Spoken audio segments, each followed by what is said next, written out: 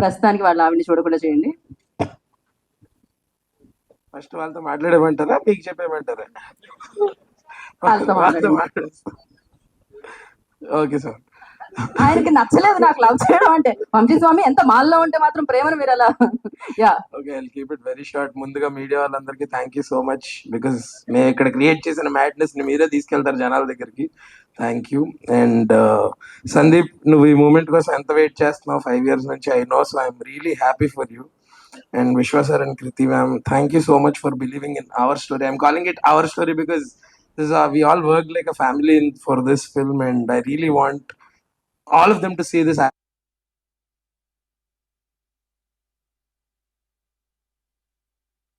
అనమాట ఇద్దరు combination is match made in heaven, and I'm excited for that combination. మళ్ళీ colour photo తర్వాత ఆ కాంబినేషన్ వస్తుంది అంటే జనాల కోసం నేను ఎక్సైటెడ్ గా ఉన్నాను.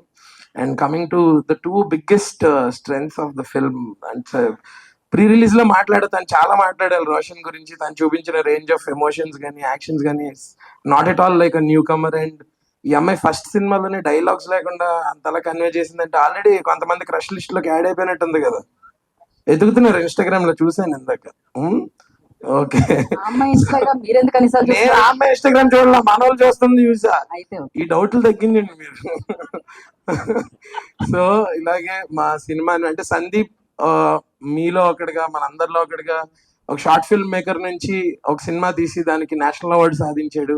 ఆ టైంకి అన్ఫార్చునేట్లీ కోవిడ్ అవ్వడం వల్ల మాకు థియేటర్లో మీ ప్రేమాభిమానాలు కనిపించలేదు. ఈసారి అప్పుడు మిస్ అయిందంతా రెట్టింపు చేసి మాకు ఈ సినిమాకి ఇస్తారని నేను మనస్ఫూర్తిగా కోరుకుంటూ, December 12th మా సినిమా రిలీజ్ అవుతుంది. Please watch it only in theatres. Thank you.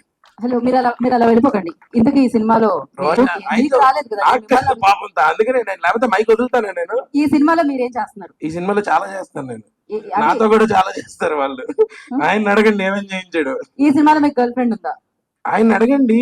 అంటే నేను చెప్పొచ్చు చెప్పకూడదు తెలీదు. మీ ఎగ్జామ్ లో ప్రశ్నలు ఆయన ఆన్సర్లు ఎలా రాస్తారు? సిలబస్ ఇచ్చింది ఆయనే కదా. అంటే టీచరే ఎగ్జామ్ రాయాలి అని చెప్తున్నారు స్టూడెంట్. ఇప్పుడు నాకు అర్థమైంది. ఈ సినిమాలో విష్ణుప్రసాద్ గారు బేసిక్ గా నేను సార్ తర్వాత మాట్లాడుకుంటాం.